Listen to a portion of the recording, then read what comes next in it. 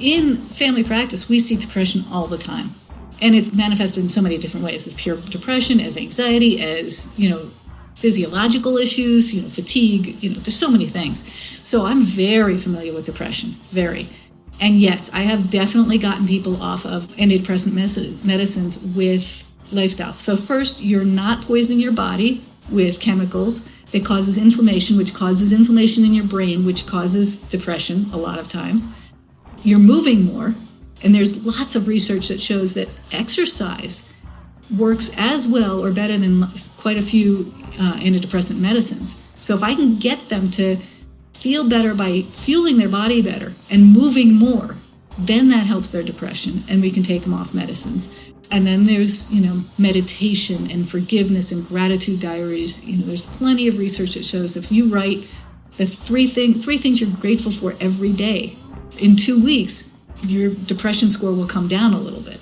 And so you add all these tools together. And I, again, love getting people off medicines. And medicines are really great when you need them, but they have side effects. And so half the people take medicines for the side effects of the medicines they're given. So you're taking double that. So let's get you off everything if we can.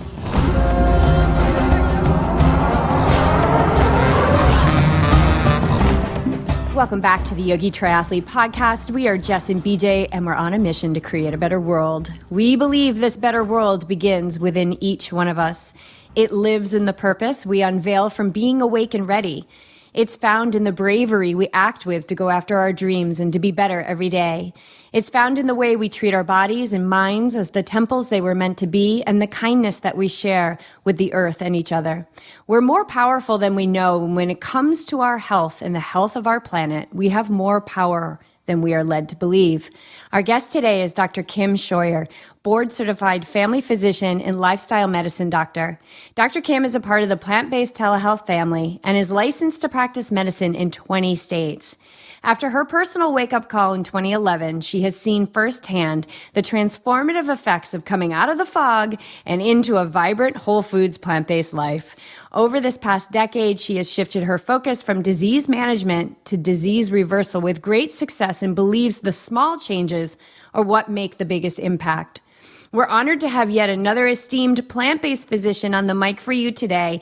Dr. Kim Scheuer, welcome to the show. Thank you guys so much. It is a pleasure to be here. I'm thrilled. And I know you have a bit of history steeped in athleticism as well. Am I correct in that? That is correct. I used to live in Aspen, Colorado, and I always considered myself the top 2% of the country and the bottom 2% of Aspen in terms of athleticism. Oh, yeah. We've lived in towns like that before. Yep. So what was your sport of choice? Were you a skier? I've been a skier since I was very young, and until I blew out my knees pretty early. And because I lived on the East Coast, I didn't have the ability to be competitive, but I did do a lot of jumping and exploring and cliff jumping and things like that when I was younger. Now I still ski quite a bit, and I just love it. And since I changed my lifestyle, because I got rid of the inflammation on my knees that have had surgery before, I no longer have pain. And it's so much fun. So I still out ski tons of people on the bumps, and I have a blast. And I haven't had my replacements yet. Reconstructions, yes. No replacements yet. Where did you grow up on the East Coast? I grew up, born in Pennsylvania, moved to New York fairly young. And so I skied a lot of Vermont and upstate New York. So steep and icy and Killington. Yep. Yeah, so we had a dear friend of ours who was also a longtime mogul skier. He lives out in Steamboat Springs, but we had him on the podcast too. But he was in like the Killington ski school up there, and eventually went to the Olympics, and it was kind of his whole life. Pretty cool dude. But I mean, props to you. That's legit, skiing the bumps. Oh, I love it. I learned how to do it by kicking my butt on Prima and Pronto and Vail one winter, and I just kept going those 2 runs again and again till I got it right. And then I finally got it, and nobody was there to watch. I was like, shoot, it was awesome. And from then on, I got the bumps. Pre-Instagram. Pre-Instagram, absolutely. Yeah. Long time ago. Other things that I love to do, I love to hike. I love to go up 14ers. I don't love to come down them, but I do enjoy. I love to go up them. And being out with my pups, some mountain biking, anything that's outside is my favorite thing. What are some of the ways that you like to fuel yourself in your endeavors outside? Oh, just the sounds, the smells, the feel. I actually, instead of being a tree hugger, I touch trees as I go past them. I love touching trees, and I love feeling nature and just being out there, and it's amazing. So Nice. What are some of the foods that you take with you? Well, now I take lots and lots of homemade kind of gorp things, some dried fruits and some nuts and seeds. I also take leftovers of what I've had before, so maybe a whole sweet potato or things like that I just carry with me, lots of water. Sometimes I lived in Sri Lanka for a couple of years, so I'm used to eating with my hands, so I'll just bring a bag of lettuce and tomatoes and cucumbers and all kinds of things, and I just eat with my hands out there, and oranges and lots of fruit. I just love to be out. And so I also love to eat what's out there. So if I find some wild strawberries, they're in my mouth, and it's great. Yeah, and you weren't always a veggie eater. So what did it look like? What was your fueling before when you were out there? Oh, before Paint us a Milky picture of Ways. that. I was a Milky Way vegetarian for most of my life. At about in college, I had some roommates who decided to become vegan, and they were throwing away everything. And I said, wait, give me the shampoo, and things like that. But I decided to become vegetarian with them. And that night, we were ordering pizza with pepperoni. I was like, oh, can't do that anymore. But they lasted 2 weeks. I managed to be vegetarian until I was from college to age 47, when I had an epiphany that, one, my mom had breast cancer at 48, so how was I going to prevent that? And two, my friend who was going to nutrition school decided to do a 3-day food diary on me. And I thought, well, I eat better than 90% of Americans. I'll do great. And she came back and said, you eat terribly. You eat horribly. And I'd always struggled with weight, and I couldn't understand. And I was a terrible Milky Way vegetarian because I never ate salads. I didn't have a salad till I was 47. I mean, rare. I hated green things. And so when she came back and said, you eat horribly, and I started doing research and read the China study, watched Forks Over Knives, I said, I can't eat like that. I don't know how I'm going to do this. And she said she would cook for me for a month. So she made me a green smoothie right then. I was like, I am not going to eat that. Oh my gosh. Or drink that. And she said, just try it. And I tried it and it was delicious. I was like, okay. So I drank a green smoothie for a month, and I ate her food for a month, and I bought her a kitchen for that. And because she cooked me for a month, and it was delicious. I lost tons of weight. My cholesterol, which was quote normal for Americans, plummeted. Because Americans who eat a standard American SAD diet end up with cholesterols that they have tons of strokes and heart attacks and other problems. And so my normal cholesterol, which was the normal for most people who eat the SAD diet, plummeted. Now I don't worry about having strokes. And heart attacks. And I don't worry about breast cancer that my mom had, and colon cancer that's in my family, and other medical problems. And my energy increased, my strength increased, my ability to be out in nature increased, my aches and pains went away. It was incredible. And so then I didn't go back. I ate that way for a full year, and then I went to Italy. And I went to Italy, and I thought, oh, well, I'm going to have some pasta funghi, pasta with, the oils and the cheeses and stuff. I'm in Italy. I'm going to do it. And because I was a cheeseaholic too, and hadn't had cheese for a year. And I started eating, and within 4 days, I felt horrible. I was bloated. I had gained, 5, 6, 7 pounds. I was exhausted. I was sitting back in my chair, like thinking, I used to feel like this all the time. I never want to feel like this again. Switched over and had the wonderful Italian veggies and fruits and got rid of the cheeses, and I had a great rest of my trip. So it was a good wake-up call to say, nope, never want to feel like that again.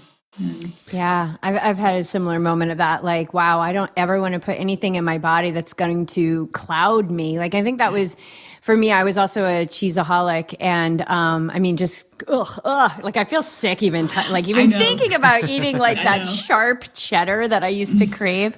But the cloudiness, it was like I lived in a fog. And it was funny, I just naturally kind of put that in the intro. I didn't even make that connection, that you were also a cheeseaholic. Did you feel that too? Like, did you feel it like was the fog? Heaviness for me. Yeah. Even if it wasn't the weight, I just felt heavier. I feel lighter now. I feel much more energetic. When I walk, I have a spring in my step I didn't have when I was eating cheese. And, I thought I can't give up cheese. And it was interesting because in the beginning, for that first month I ate what she had, which was no cheese. And then, after that I was like, well, what I discovered during that month was I don't even miss the taste of it. When I was having spaghetti, when I was having pasta with a tomato sauce and I didn't have my cheese on top, I didn't miss the Parmesan. Or if I was having a sandwich with a lot of other stuff in it with hummus and other things. And before I would have had a slice of cheese in there, I didn't even taste the difference. So why would I put in calories and fat and estrogens and hormones and crap and antibiotics that they give to the cows and things like that, and if I don't even taste the difference? And later on, I started understanding how even dairy with the cheeses is so harmful to the animals. And so I was like, that just went even further. And then I started this all for my own health, but then it went to the animal's health, and then it went to the earth's health. And, I started seeing the difference of what just going plant-based meant on our earth and our future for the kids in the future and for, us in the future. And I was like, there's no way I'll go back. Never.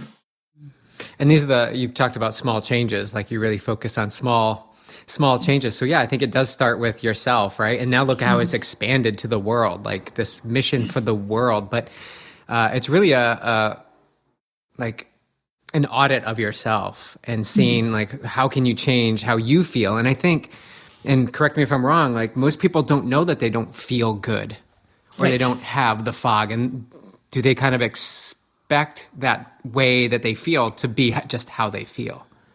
I think so. I mean, these little changes you don't even know as you're getting more and more into these unhealthy habits. If you're not exercising, and you're just lying on your couch, you forget how good it feels to exercise and to move. And whether it's just walking out in nature, you forget if you're not doing it. So I started this with me, and then I started with my patients because once it worked so well with me, and then I started talking to some friends and some patients, the changes were incredible. And the changes were from weight loss, which is huge for some people, to blood pressure changes, which is, people didn't expect. I have somebody I know who was doing it to support his wife, and his blood pressure all of a sudden plummeted. And the meds that he was supposed to be put on, he didn't need to be put on. Or I have taught some CHIP programs, the Complete Health Improvement Program for Pitkin County and Aspen. And I can't tell you how many people have said their teeth feel better. Their gums are not bleeding anymore. So little things that nobody expects. We talk about, the weight and the cholesterol and the blood pressure a lot of times, but we forget how the gas and the bloating goes away, that the poop, your stools get much more easy. There's that whole saying that you can tell somebody who's whole food plant-based because it takes them less time to poop than to pee, which is, I thought it was normal to strain and have a stool maybe every 3 or 4 days. And now it's like every morning I'm like, done, and then a couple, it's just great. It feels so much better. And that's part of why I feel lighter too. Was there a moment or a series of things that kind of brought you up to that moment of like, oh, I'm like the age of my mom when she was diagnosed? Like, what was leading you to that? Or were you just getting into that age where you're starting to be like, okay, wait, how the heck did I get how did I get to be 47? Like, I feel like I'm, should be younger than that. Well, I think when I was 47, I felt what I felt 47 should be. And my mom had breast cancer at 48. So I was like, I was thinking about that. And then when my friend had also mentioned this, that combination plus reading the China study was amazing. I was like, whoa, why didn't I learn this in medical school? So those three together just blew my mind. And then after the month, when I'd lost so much weight, and I struggled with weight since I was young. When I was really, really young, before puberty, I was a stick. I was an athletic beanpole. I hit puberty. I started growing out. I wasn't allowed to play guys basketball or baseball. I had to go for softball, and I was just mad. So I stopped moving as much, except for skiing. I was still really good at skiing, but I just stopped moving as much. And I started gaining weight and I'm feeling bad. So at 47, I felt like 47. By the time I was 48 and I'd been doing this for a year, I felt like I was 20. Felt better than I had felt in my 20s. It was awesome. So that combination of just feeling so much better kept me going. And then looking at as a physician and looking at the numbers and the changes in my patients was better than any medicine I'd ever given anybody without the side effects. The only side effects were, you kind of have to buy new clothes. But, for the first time since I was 13 to 47, I had to eat more to not lose too much weight. What a concept. It was just unbelievable. So what came first? Did your patients start to see changes in you, or were the changes so quick that you were like, got the soapbox out? I got the soapbox out pretty quick, and I had to tone it back a little bit. But I started with my my staff, actually, because my staff noticed what was happening to me. And it was interesting because I had a few friends or staff members who were like, ugh, that's ridiculous. That's stupid. What you're doing is nuts. You're restricting, how horrible it must be. You're not getting to eat everything that I get to eat. But then, like, a good friend and most, valued members of my staff, who was already thin and athletic, changed and started eating the way I did. And then continued it. And she had poo-pooed me a lot. She had just like, this is crazy. And I said, I understand why you started. No, I said, tell me why you started. And she goes, well, I saw what happened to you in your body and your energy. And I said, but why did you continue it? And she said, because I had migraines every day for most of my life, and they went away. And if my migraines I'll do anything to keep my migraines from coming back. And, it was impressive. And I've seen that a lot with my patients. I've seen their migraines go away. And it's not just getting rid of dairy, which is a huge part. But there's something else, and I think it's a lack of some of the micronutrients and phytochemicals that are in the healthier foods that people like me, who is a Milky Way vegetarian, but still ate crap, miss out on.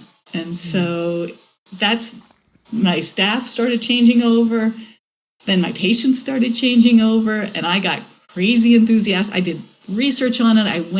I did so many classes and courses and went to plant-based conferences and just ate the most delicious, incredible foods and could eat so much more than I have done in my life. I've restricted in my life. I've done dumb things in my life in trying to lose, not be too heavy or to lose weight. I was the only heavy person in my family when I was young, so I would try not to eat for a couple of weeks at a time and thought, wow, if this was only cigarettes, I could not eat. That's fine, but you have to eat. I can quit smoking because I can quit something, but then you have to eat. And I didn't realize I could have just changed it over to eating healthy foods, and I could eat as much as I want versus, I wish I had in my head when I was really young, I had said, okay, you can eat this, but you can't eat that. I just thought I just had to eat. And I didn't realize that chicken was okay, was not helpful or was heavy. I didn't realize my father was a cardiologist and we drank milk growing up. And I remember about my teen years, he's like, oh, milk is not good. We have to switch to skim milk. No idea that I had to switch to just get rid of milk, that I shouldn't be having the milk of another species, but that we're the only species that drinks milk after weaning. I didn't understand at that time that that was not healthy and that was not how nature intended us to be. And so if I had changed over then and just changed my addiction to food to addiction to healthy food, my life would have been a lot easier for a long time. Well, your dad is a cardiologist, and like you, went to school to be a doctor, and you're educated on certain things and not educated on other things. So awareness and focus is brought to one area that is supposed to help your patients. And I know you experienced this too. You got, to a point where you were like, I don't understand. How was I not told this? So your dad was probably doing the best he could with the information he had at that time. But how did you like, or what is it that lights you up? Like, cause I can feel like your energy in this, like you're maybe sold a little bit of misinformation.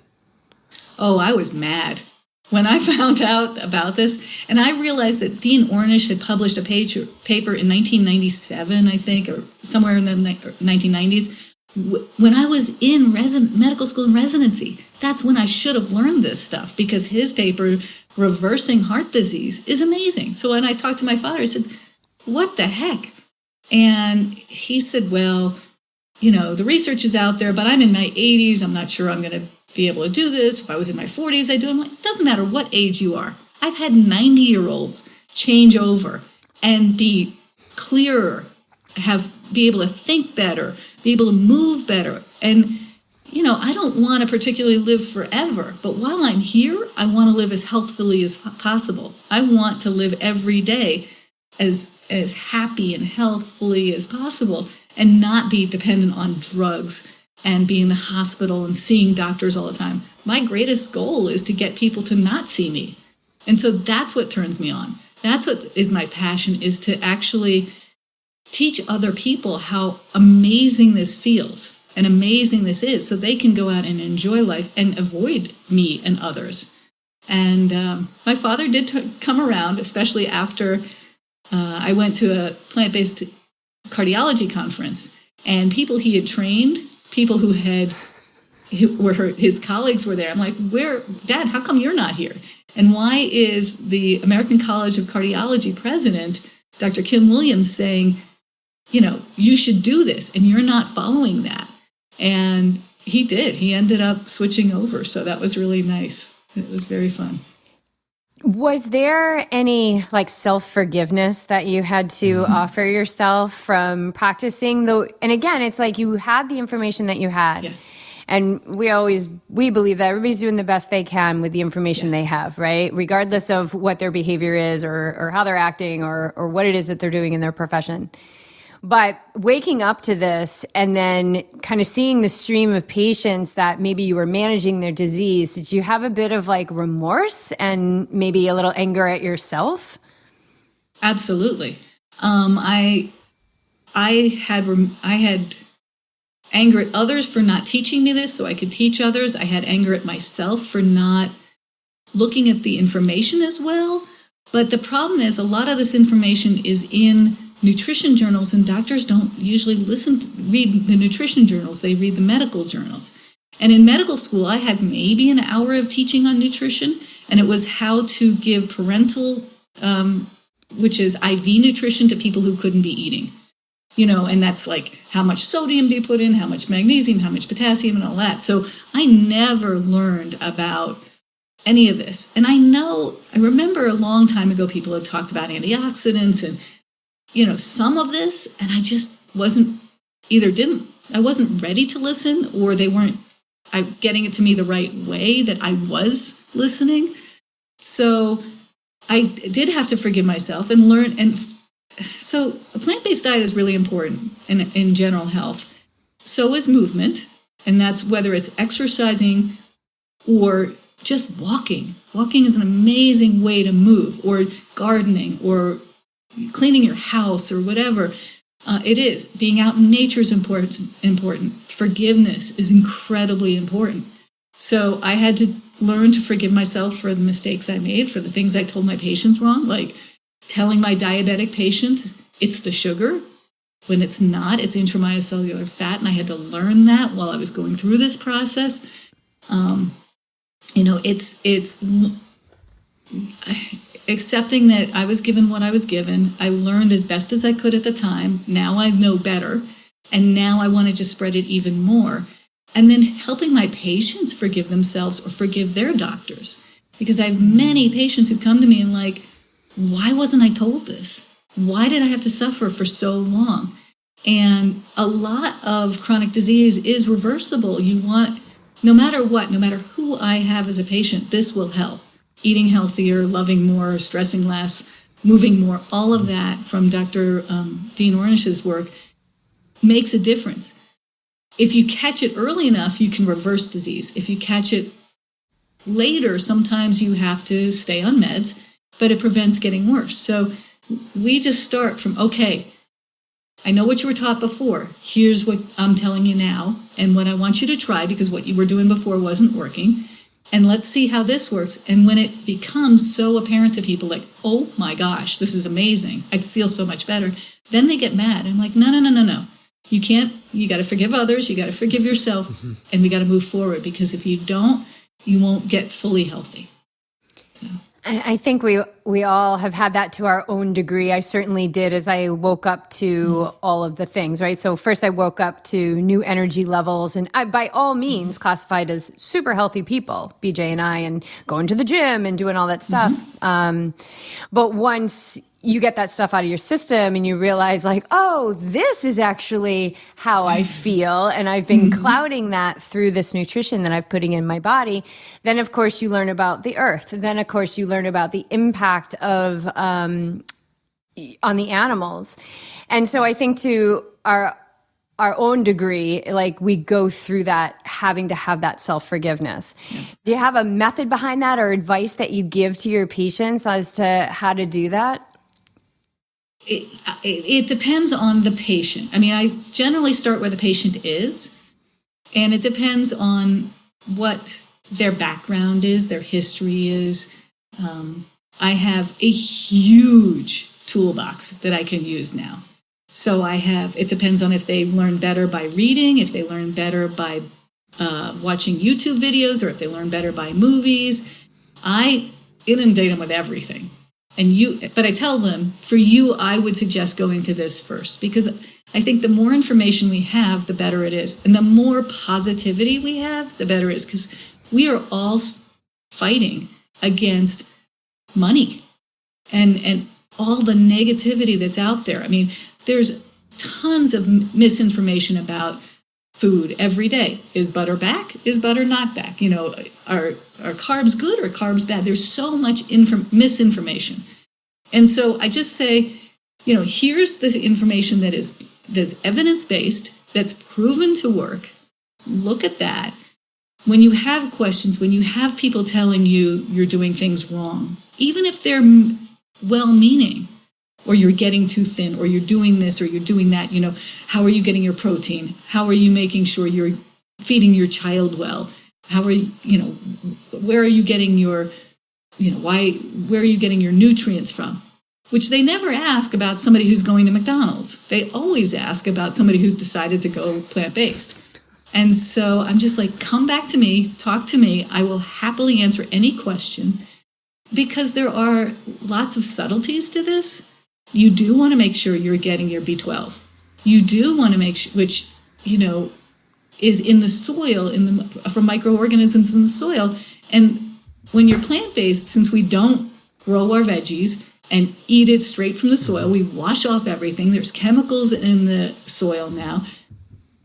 We do find that lots of people who are not plant-based are B12 deficient too, because unless they're eating animals that have also been given B12, they're B12 deficient. I want to make sure they're getting vitamin D. Even if you're out in the sun, we're not living on the equator in a loincloth. Let's make sure you're getting plenty of vitamin D. Let's make sure you're getting a good variety. Like it's not healthy just to eat cucumbers. Love cucumbers.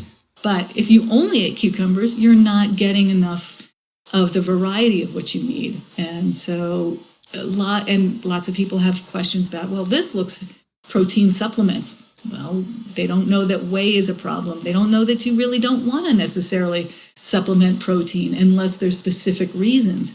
And how to just eat your peas, eat your beans. You'll get plenty. So I have to do a lot of re-education. And then there's education about even how to cook, because I didn't know how to cook before. And I do the easiest thing I can because I'm terrible. I love to wash dishes, but I am a terrible cook. And so you have to relearn what to put in your pantry, how to cook, how to shop. It's just a lot of education that I'm there to support my friends, my family. And yeah, I have this passion about it. Even if I'm walking down the street, I've encouraged 8 of my neighbors out as we're walking outside to go plant-based, and making sure that when they do, if they're getting dizzy or they're getting weak, are they on too much medication? Do I need to take their medications down? Because that's very, very important. And I love de-prescribing. I love getting people off their medicines. It's like one of my favorite things to do. So. The food, I love that you brought up this topic for people, in their 40s and 50s making this transition, and they don't know how to cook. They don't. Yeah. And your first reaction, is like, oh my God, how could that possibly be? Like, how did you make it this far? But it's actually, it's a reality. I think it's pretty prominent, at least in the experience that I've had. And so how do you address it? Like, you can simplify it. I found rice and beans, super easy. You microwave some rice, you open a can of beans, there you go. But it may even be like recommending a food service like Daily Harvest or something that will have food readily available in your house, so you're not making those other decisions. But what have you found is a good connection? And it may be split, but what do you find most often to bridge that gap? So a couple of things that I find really helpful is, one, finding out what they like to eat. So if they like spaghetti, okay, make spaghetti with whole grain pastas or some veggie pastas. So switch that over, kind of easy. They know how to boil the noodles. Instead of a meat-based tomato sauce, get a tomato sauce that has, I teach them how to look for if there's more salt in milligrams than calories. Don't have that. That's kind of easy. You can find some really simple ones that just have 3 or 4 ingredients in it. And then instead of adding meats, have some lentils in there. Just get there. You can get packaged lentils and just put that in there, and just, so it's getting rid of just adjusting to what they're used to. There's a lot of, what have you had that, for when I went plant-based, I was like, I can't go plant-based. I can't go vegan because I'll never be able to do it. And I realized I had lived in Sri Lanka for 2 years and they were basically plant-based. So I was like, oh wait, I did do that. So if you like Thai food, go out to a Thai restaurant and just have a lot of them will have vegan or plant-based stuff. If you love Indian food, there's plenty of options that don't have dairy. And you can just say, I'm lactose intolerant. And 99% of the time, that's true. We shouldn't be doing this. We're all lactose intolerant after we've stopped weaning from the breast, from our mom's breast milk. So, it's easy to just say, restaurants can do that. And giving them little tips like that helps. Giving my example, I had no idea what I was doing. So getting a couple of pieces of equipment, if you have the money to do that, is great. Like, I can't live without my Vitamix and my Instant Pot. Those 2 things are the best thing in the world. You put in the rice, you put in the water, you put it on, and you leave. It's great. Or you put in this, or you put in that. So, and I love my Vitamix. And so I'll suggest things like that. We'll talk about batch cooking for busy people. And for people who have issues with portions, or time limitations like I did, I just would batch cook one day, lots and lots of stuff, have it all available and portion it out. And then when I have to go to work the next day, I just pull it out at night or the next day, and it's all already packaged up, and go to work. And I'd have tons of food. I mean, just huge amounts of food. And people would be like, you can't eat all that. I was eating all that and losing weight, and it's great. Or changing the palate like I did with a smoothie a day for a month, drinking it slowly during the day. By the end of the month, I was craving salads. Who knew? For somebody who had never liked anything green, after a month of green smoothies, my palate had changed, and I was like, "Ooh, I want that salad." It's such a weird thing. And so trying to adjust people that way. And again, starting with where they're at. Are they gourmet chefs, or have they never cooked? Have they don't know how to boil water? I mean, I personally didn't know how to do anything before. I'm probably one of the few people who've I've burned myself in the kitchen in places that are not acceptable. I was a terrible cook. Keep me out of the kitchen. And now I can actually chop things. I can actually make myself some foods, and I just have it pre-made and just add things, and it's easy. It makes it so much easier, and it's delicious. So I'm interested to dig in a little bit around when you've made these changes this year. You've eaten plant-based, you're fired up about it, the staff is noticing changes, your patients are noticing changes, but I'm assuming you're still working in a pretty Western medicine type model. How does that fly there? Because don't you have a certain amount of time to be with each patient? And you're talking about, batch cooking. That's not a 15-minute conversation. No, it isn't. So that was very frustrating. If a patient, like I had one, if somebody no-showed afterwards and I had extra time, I always took that extra time. I would give out tons of handouts because I didn't have the time. But I would say, call me or email me or whatever. And even if you came in for a cold, you got the whole spiel. I was known as the kale lady in, where I used to work. And everybody people would not see me or would see me because they knew I'd put them on a plant-based diet, no matter what they came in for.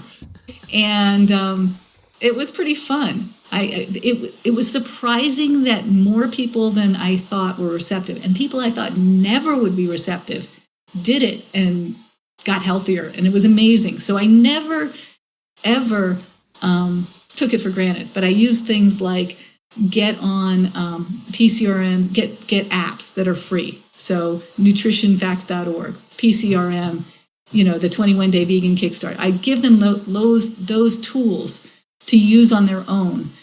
But it also became a situation where I wanted to live the lifestyle that I wanted my patients to live, and I wanted more time. So I started a program called Doc's Lifestyle Medicine. Derek Olson, Kim Scheuer. Derek Olson was my partner, who's a nurse who also benefited immensely from dating me and being on a plant-based lifestyle, because our first dates was within the month of me doing this. And I said, I'm bringing the food because we were going to go camping. And he's like, okay. Because I said, I'm just changing my lifestyle. So I had my friend cook for both of us for camping. We brought all this stuff. I brought all this stuff. And I remember him eating, I could eat this. So I could eat this. And the end of the weekend, he brought out the Spam and the Chef Boyardee and all the stuff he brought in case the date didn't go well or he didn't like the food. And we gave that to my dog, who had a great time. But so he lost over 60 pounds, got off of 5 medicines, 2 for cholesterol and 3 for blood pressure. And he's young. He's younger than me. So it totally changed his life. So we started Doc's Lifestyle Medicine, and we started doing classes, the CHIP programs around town, and I do a little bit more. And then the goal was to actually eventually go out of my traditional practice and do lifestyle medicine full time, especially after I got boarded. So I eventually did that and got hooked up with plant-based telehealth. Love them. Great group of docs. Unbelievable. If you are already plant-based and struggling, come to us. We can help any of the docs there. We're licensed in all 50 states plus DC. It's all online. It's great. And actually changed over just when COVID hit. I had planned to for a couple of years, but it worked out really well. So Docs is online. Then I started up with plant-based telehealth, which is amazing. And what I love about them, that group, is just brilliant physicians with a variety of knowledge that we each can depend on each other for. So, for example, if I have something that's just stumping me, I can talk to all my colleagues at Plant-Based Telehealth and say, what's your experience with this? How's it going? And I love each one of us. And each one of them, like me, are plant-based and live the lifestyle we want to teach our patients to do. We do move. We do eat healthy. We do care about our mental status as much as our physical status, and it's just great. So it's been a blast. It's been so much fun. What I love this because we too believe strongly in be doing the work ourselves, be the leaders, actually do it. And I feel like that it becomes so easy for us to have fun and to share our experiences and speak so authentically about what we're trying to do in this world. And it starts from taking action yourself. And I wanted to ask you about this toolbox that you mentioned, this toolbox of tools that you have, and how much of it can you recall? And I know you probably do extensive research and reading, but how much has it been experience of just talking with other doctors, failing often and collecting information, going out on a trail run or a trail hike, and all of a sudden something come to you in the middle of nature? How has this toolbox been built? So I started with watching all the movies, and so Forks Over Knives, What the Health, Cowspiracy, a bunch of movies, and getting on nutritionfacts.org. He's brilliant. Dr. Michael Greger is brilliant, and he's very evidence-based. And then hooking up with Dr. Joel Furman and his nutritarian information. So I have tons of books that I just love having things in my hands. So I've read all the books.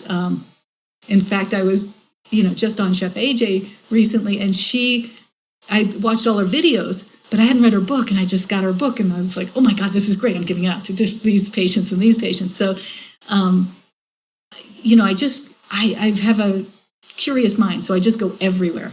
Then I went to a lot of plant-based physician international conferences and things like that. So I started at one conference that was 300 docs or providers, not necessarily just doctors, but providers, medical providers. Over the next many years before COVID hit, it went to 3,000. And you just get inspired by all these incredible people that are in the fields, that are doing the research. I'm not a great researcher, so I love to look at the research and give it to people. I'm a generalist. I'm not a specialist. So if I need help with cardiology, I know where to look for that information, and that's great. And then I can give it off to my patients. Or if I need help with dermatology, I have plant-based dermatologist friends. And I'm like, hey, what do you do with this or that? So it's every single nephrologists, and there's plant-based doctors everywhere. PCRM, the Physicians Committee for Responsible Medicine, another incredible resource. Then there's things like, I don't know if you guys know about Mike the Vegan. He's got a website where he goes and he talks on YouTube about all the research. And I love looking at the research he pulls together from a different point of view. And that I give to my younger patients, and I give, depending on the age and the age and their athleticism and their this or that, I just go through all of those. I love finding new people and on a daily basis, like finding you guys. I love what you do. When I heard about you guys, I went to your website, and then I'm like, okay, I have another tool to give to my patients who need this information. Because when I was in Aspen, I had a lot of very athletic people who thought they were healthy, but they were on keto diets and they were on this and that, and I need my protein, and pounding the whey protein. I'm like, oh no, so just going because I'm a generalist, I go everywhere and I find things and I just put it in, and I have lists and lists and lists, and I can just pick from those lists and make it specific to the person I'm seeing or talking to. It blows me away. You had said something a few moments ago about, your partner, Derek, that he was on 2 medications for blood pressure and multiple medications for cholesterol, which blows me away because I would think, well, isn't there just one medicine that you need for blood pressure? But I'm sure now that the way they're building the industry, it's like, well, this medication does this thing, and then you need this thing to go with it to do it, da-da-da. And blood pressure, cholesterol, those medicines are so prevalent. We also see a lot of prevalency with depression medicines, right? Medicines for depression. Have you seen any, I know you're a family practitioner, lifestyle medicine, but have you seen that any effects of moving to this more lifestyle medicine have an effect or the ability for a patient to wean or lower their medications for depression? Absolutely. So in family practice, we see depression all the time. And it's manifested in so many different ways, as pure depression, as anxiety, as, physiological issues, fatigue, there's so many things. So I'm very familiar with depression, very. And yes, I have definitely gotten people off of depression medicines, antidepressant medicines with lifestyle. So first, you're not poisoning your body with chemicals that causes inflammation, which causes inflammation in your brain, which causes depression a lot of times. You're moving more. And there's lots of research that shows that exercise works as well or better than quite a few antidepressant medicines. So if I can get them to feel better by fueling their body better and moving more, then that helps their depression, and we can take them off medicines. So, and then there's, meditation and forgiveness and gratitude diaries. There's plenty of research that shows if you write the three things you're grateful for every day, in 2 weeks, your depression score will come down a little bit. And so you add all these tools together. And I, again, love getting people off medicines. And medicines are really great when you need them, but they have side effects.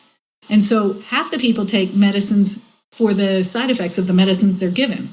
So you're taking double that. So let's get you off everything if we can. And, for like blood pressure, yes, you're right. Some people have refractory blood pressure issues where one medicine doesn't work. You have to add another one, and it hits different ways. And so for Derek, he has a very strong family history of blood pressure and cholesterol issues. But you don't just inherit genes, you inherit recipes. So if you're inheriting the gene for a high blood pressure and the recipe, so the gene will set you up one way, but the recipe will, the salts and the chemicals will make you, the saturated fats and all that will trigger those genes to turn on or off. Then you'll need medicine. And so when he switched over, he stopped the recipes that his family was used to. He's British, so it was, steak and potatoes, it's just all kinds of, if I could get him to change, anybody can change, let me tell you. And I started with, I eat clean. I'm a food addict, and if it's in my house, it's in my mouth. So you've got to keep my house clean. You can eat whatever you want when you go out. That's your choice. But in my house, it's clean. And so he started with the clean stuff in my house. And when we went out, which was not too often, but sometimes, he would eat big steak or something and feel terrible. Or he would do that. And over the years, now we go out and he eats healthy. And it's great. And him getting off his medicines really has made it. But losing the weight made the difference. His risk factor, as he rightfully said, I think, I'd be dead if I hadn't met you, because his risk factors were very bad. And,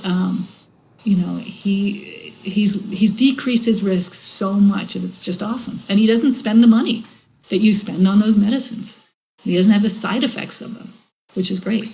Was it a challenge to be patient with him in terms of like, I just stop eating the steak today, or you can do it on your own time 5 or 6 years down the road?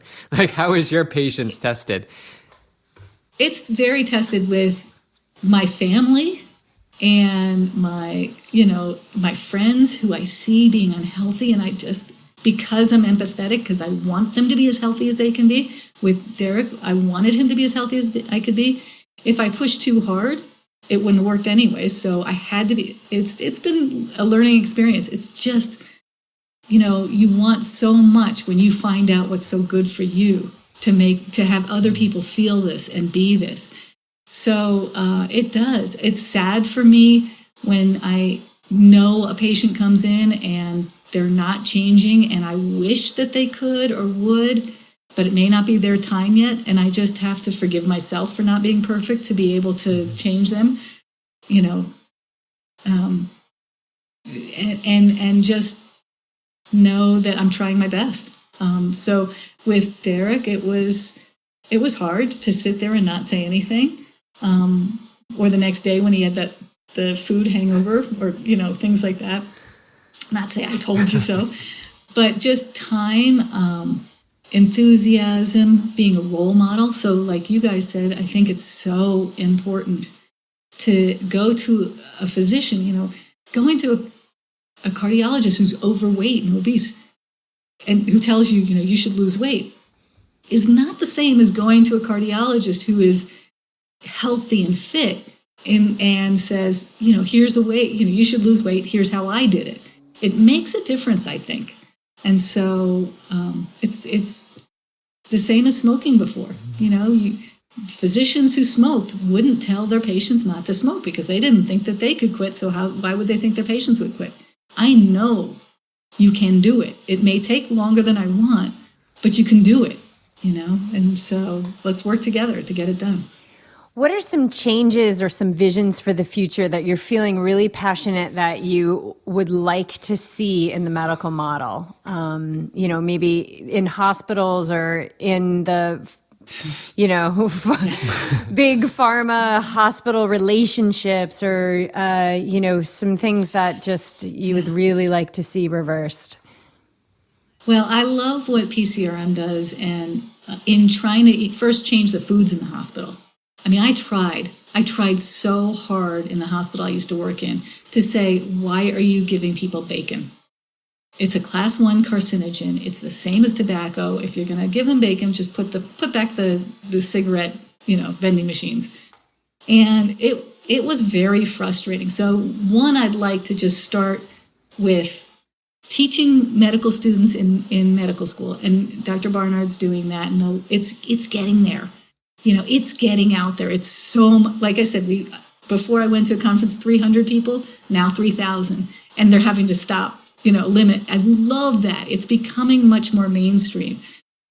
So teaching the medical students, number one, which they're doing, getting the hospitals to get crap out of the hospitals so that after you've had your heart attack, you don't get a steak dinner. It makes no sense. Or when I send my patient in who had a baby who's vegan, and they're getting their steak dinner because they had their baby there. And they said, no, I'm vegan. And then instead of that, they get a mac and cheese. I'm like, that's not vegan. That's not healthy. So, trying to get more and more of the patients to say, look, this isn't what I want. This isn't what is healthy. And so getting them to make help. Pharmaceuticals, I don't think that's ever going to work. Follow the money. They're going to do what they need to do. They're going to do what they do to make money. And so trying to educate people, like, instead of pulling out little things and taking the vitamin E out of something and giving you a vitamin E pill, but eating which is actually not healthy, because actually vitamin E alone is kind of dangerous, but just having the whole food that has vitamin E in it makes so much more sense. So those are ways. I'd love to do it in the schools. We need to teach parents so that they can teach their kids, and the teachers. We need to teach the teachers. And it's getting there. It's getting more mainstream. I don't particularly love things like Beyond Burgers and things like that, because I've never, who wants the meat and the taste of it? I don't even want the taste of it anymore. Or the fake cheeses, the non-dairy cheeses. I don't like the taste of them, but it's a good bridge for some people to start with. If they think, I cannot give this up, at least you're not hurting the animals. At least you're not hurting the environment. At least you're not hurting yourself as much by switching, using those things to switch over. So it's getting more mainstream, and that makes me have a lot of good feeling, and it has to happen. We have to do it for the world. We have to do it for individuals, but we have to do it for the world. So there's going to be no choice in the future. So getting my family to start learning this and then spreading the word.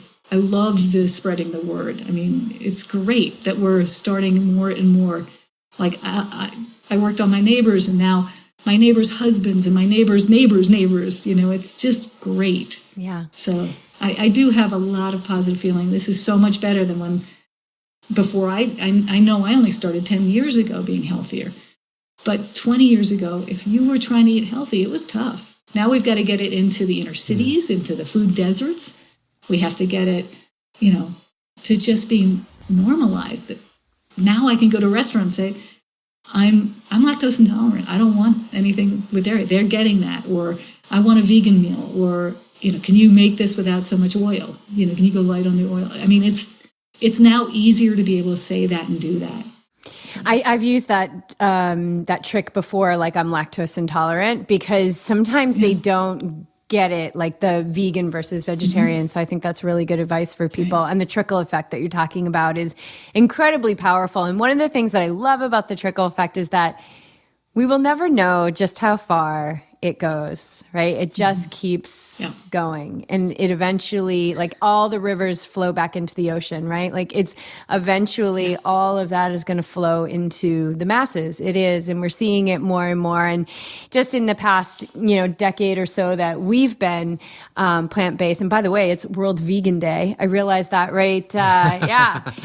Which I wish they would change it to Whole Food Plant-Based Vegan Day, right? Because there is a difference.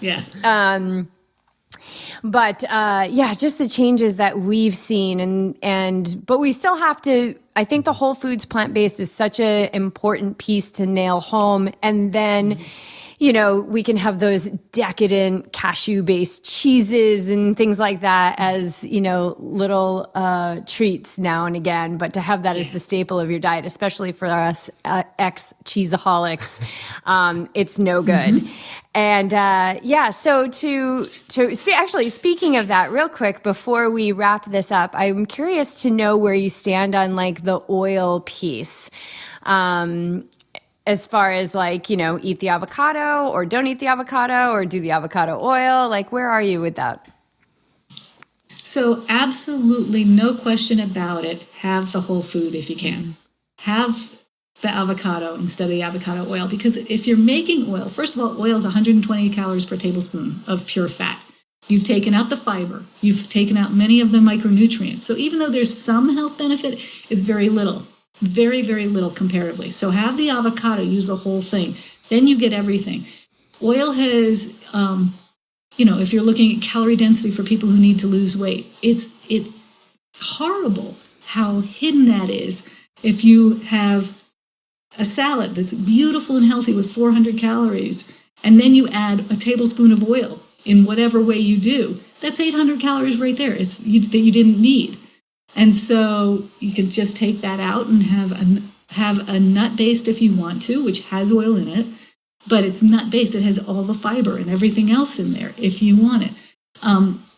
If you look at the studies, if you give somebody oil, it affects the endothelial lining of your vessels and causes vasoconstriction. It doesn't let you vasodilate. So you're hurting the endothelial lining, which is very bad because then it increases your risk of heart disease and all kinds of inflammation and things like that. Oil is very quickly absorbed, so it increases your inflammation. It increases so many other things. So I don't have oil in my house. That's even better. I love not cooking with oil anymore, but I do, you do need some healthy fats in your diet, like flax seeds, and it depends on where you are. If you're end-stage cardiac, if you have end-stage cardiac disease as a patient, you want to get as low fat as possible. as absolutely low fat as possible. If you are end stage, if you are diabetic and you have problems with insulin resistance, you want to have low fat also.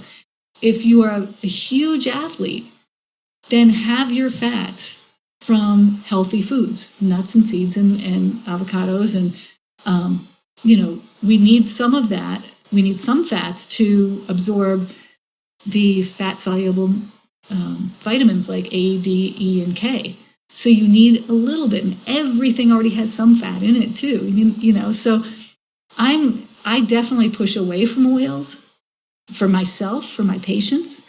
And so, but that's, again, there's individualized, and it depends on where you are in your life. If you're a young child who needs a lot more calories, then that's a little different. But again, do the whole food and eat more of that. You can eat more avocado when you're young and running around than you can when you're older. And, but then again, as you get older, there's other things you need. So it's just depends on where you're from.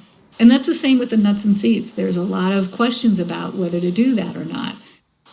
But I think that there's a lot of research that a handful of, an ounce of nuts or seeds every day are actually helpful, depending on where you are on your medical, in your medical life. And so it's individualized, which is why you go to a plant-based doctor, plant-based telehealth. But it's also general. We're humans. We all need the same basic things. We don't need cat food that you give to a cat. We don't need dog food that you give to a dog. We don't need giraffe food. We need human food. So, but it's whole food plant-based is the way. And like you said, I hate that they use vegan because you could be have a horrible diet as a vegan. You can absolutely have Oreos are vegan. Coca-Cola's vegan. It's not healthy. Yeah, Totally agree. And I hope I don't get sued by them. No. I don't think they're listening I don't think they're going to listen to this episode.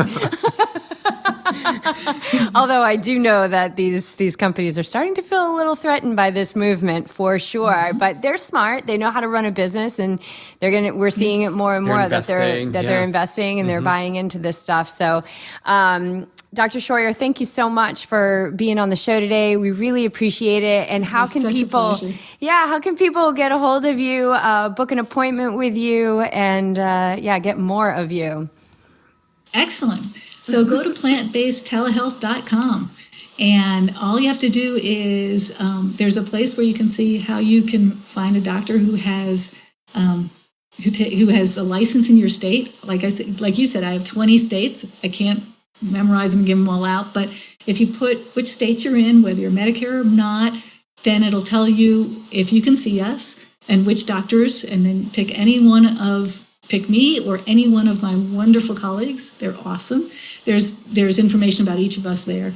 And you can also look at docslifestylemedicine.com, and find out about that, because if you're better for plant-based telehealth, I will send you that way.